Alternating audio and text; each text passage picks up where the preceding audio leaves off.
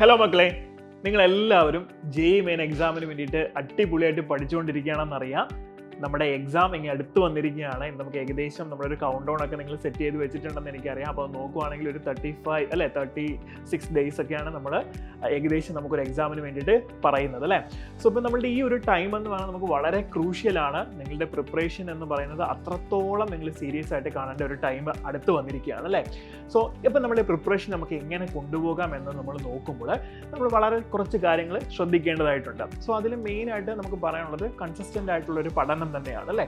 So ഈ പഠനം നമ്മൾ ചെയ്ത് കഴിഞ്ഞതിന് ശേഷം നമ്മൾ എന്ത് ചെയ്യണം? പ്രാക്ടീസ് എന്ന് പറഞ്ഞൊരു കാര്യം വളരെ ഇമ്പോർട്ടൻ്റ് ആണ് അല്ലേ. പഠിക്കുന്നത് പോലെ തന്നെയാണ് എന്ത് ചെയ്യേണ്ടത്? പ്രാക്ടീസ് ചെയ്യേണ്ടത്.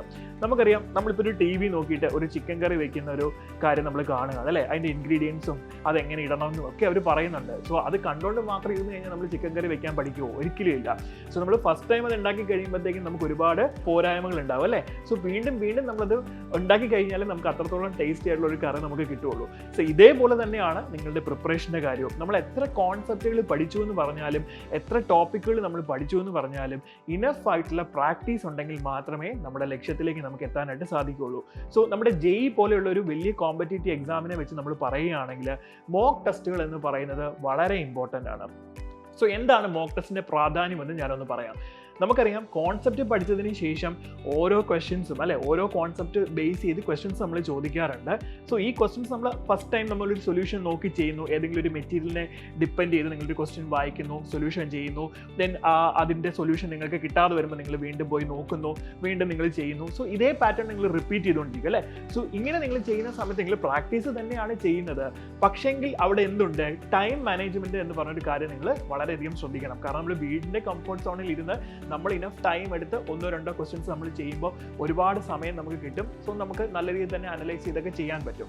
പക്ഷേ നമ്മുടെ റിയൽ എക്സാമിലേക്ക് നമ്മൾ എത്തുകയാണെങ്കിൽ ഒരിക്കലും നമുക്ക് ഒരു ചോദ്യം ചെയ്യാൻ 10 മിനിറ്റോ 20 മിനിറ്റോ ലഭിക്കത്തേ ഇല്ല അല്ലേ. കൂടിപ്പോയി നമുക്ക് 1-2 മിനിറ്റ് ആയിരിക്കും ഒരു ക്വസ്റ്റിന് വേണ്ടിയിട്ട് നമുക്ക് അലോട്ടായിട്ട് കിട്ടിയിട്ടുള്ളത്. സോ ഈ ഒരു ടൈം കൊണ്ട് നമ്മൾ എങ്ങനെ ആ ചോദ്യത്തെ അറ്റൻഡ് ചെയ്യുന്നു എന്നുള്ളതാണ് നമ്മളുടെ വിജയം. സോ ഇത് ചെയ്യണമെങ്കിൽ നമുക്ക് എന്ത് വേണം? ഇനഫ് ആയിട്ടുള്ള പ്രാക്ടീസ് വേണം. സോ അതിന് നമ്മൾ എന്ത് ചെയ്യണം? മോക്ക് ടെസ്റ്റുകൾ ചെയ്തേ പറ്റുള്ളൂ. ഇനി മോക്ക് ടെസ്റ്റുകൾ ചെയ്യുന്നതുകൊണ്ട് നമുക്ക് മറ്റു പല ബെനിഫിറ്റുകളും ഉണ്ട്. അതായത് ഇപ്പോൾ നമ്മൾ എക്സാം പോയിന്റ് ഓഫ് വ്യൂവിൽ റിയൽ ടൈം എക്സാമിന് ഇരിക്കുകയാണ്, ഒരു മോക്ക് ടെസ്റ്റ് നമ്മൾ അറ്റൻഡ് ചെയ്യുകയാണ്. സോ എക്സാമിൻ്റെ ഇൻ്റർഫേസ് അത് വളരെ ഇമ്പോർട്ടൻ്റ് ആണ്. കാരണം നമ്മൾ പ്രാക്ടീസ് ചെയ്യുന്ന സമയത്ത് നമ്മൾ എന്ത് ചെയ്യുന്നു? മെറ്റീരിയൽ നോക്കുന്നു, നമ്മൾ ക്വസ്റ്റ്യൻസ് ചെയ്യുന്നു, ഇത് മാത്രമേ ചെയ്യുന്നുള്ളൂ. പക്ഷേങ്കിൽ ആ ഒരു എക്സാമിൻ്റെ ഇൻ്റർഫേസ് പരിചയപ്പെടുക എന്ന് പറയുന്നത് തന്നെ വലിയൊരു കാര്യമാണ്.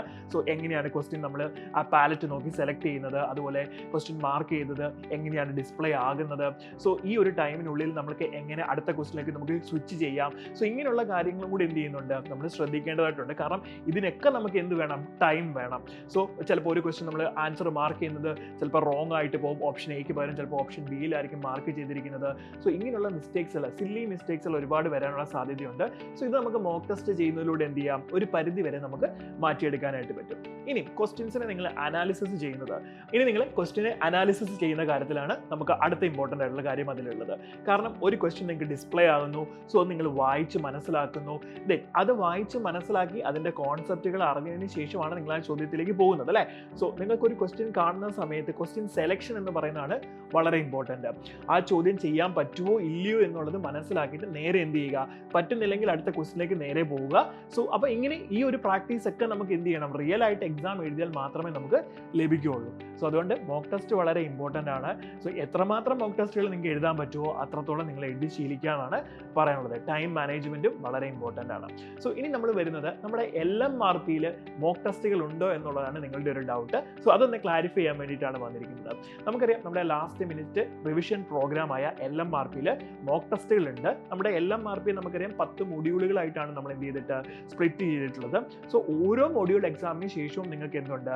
ജെഇയുടെ ആക്ച്വൽ പാറ്റേണിൽ തന്നെയുള്ള മൊഡ്യൂൾ എക്സാമുകൾ ഉണ്ടാകും. സോ ഇത് നിങ്ങൾക്ക് എന്ത് ചെയ്യാം? വളരെയധികം ഹെൽപ്ഫുൾ ആയിരിക്കും. കാരണം ഓരോ മൊഡ്യൂൾ വൈസ് നിങ്ങൾ ഈ എക്സാം എഴുതുകൊണ്ട് ഓരോ പർട്ടിക്കുലർ മൊഡ്യൂളിനെ അത്രത്തോളം ഡീപ്പായിട്ട് നിങ്ങൾക്ക് പഠിച്ചു പോകാനും അതിൻ്റെ അനാലിസിസ് നടത്തി ഇമ്പ്രൂവ്മെൻറ്റ് വരുത്താനും നിങ്ങൾക്ക് സാധിക്കും. സോ ഇത് മാത്രമല്ല, ഇത് കഴിഞ്ഞതിന് ശേഷം നമുക്കൊരു ഫൈനൽ GIB എക്സാം കൂടെ ഉണ്ടാകുക നിങ്ങൾക്ക്. അതും നമ്മുടെ റിയൽ ജെഇ പാറ്റേണിൽ തന്നെ ആയിരിക്കും. ഇതിനും പുറമെ നമുക്ക് നിങ്ങളുടെ ജെഇ മെയിൻ എക്സാം 30-ാം തീയതി വരെ ആയിരിക്കും ഉണ്ടാകുന്നത് അല്ലേ, ജനുവരി 30-ാം തീയതി വരെ ആയിരിക്കും ഉണ്ടാകുന്നത്. സോ നിങ്ങൾക്ക് ജനുവരി 29-ാം തീയതി വരെയും നിങ്ങളുടെ സ്ലോട്ട് ഓരോരുത്തർക്കും ഓരോ ടൈമിലായിരിക്കും ഉണ്ടാകുന്നത്. സോ നിങ്ങളുടെ സ്ലോട്ട് എന്താണോ അതിന് മുന്നേ വരെയുള്ള ദിവസങ്ങൾ നിങ്ങൾക്ക് എന്ത് ചെയ്യുന്നുണ്ട്, ആപ്പിൽ ഇത് കൂടാതെ എക്സ്ട്രാ മോക്ക് ടെസ്റ്റുകൾ നിങ്ങൾ അവൈലബിൾ ആക്കിയിട്ടുണ്ടാവും. സോ അത് പ്രാക്ടീസ് ചെയ്ത് നിങ്ങൾക്ക് എന്ത് ചെയ്യാൻ പറ്റും, നിങ്ങൾക്ക് ഒരുപാട് ഇംപ്രൂവ്മെന്റ്സ് വരുത്താനായിട്ട് സാധിക്കും. സോ ഞാനിപ്പോൾ പറഞ്ഞു വന്നത് ഇത്ര മാത്രമേ ഉള്ളൂ. നിങ്ങൾ എത്ര പഠിച്ചെന്ന് പറഞ്ഞാലും നമ്മളുടെ പ്രാക്ടീസ് ആണ് നമ്മൾ എന്ത് ചെയ്യുന്നത്, പെർഫെക്റ്റ് ആക്കുന്നത് അല്ലേ, അങ്ങനെ ഒരു കോട്ട് വരെയുണ്ട്. സോ അതുകൊണ്ട് മോക്ക് ടെസ്റ്റുകൾ വളരെ ഇമ്പോർട്ടൻ്റ് ആണ്. സോ മോക്ക് ടെസ്റ്റ് ചെയ്ത് എല്ലാവരും നന്നായിട്ട് തന്നെ പ്രിപ്പയർ ചെയ്യുക.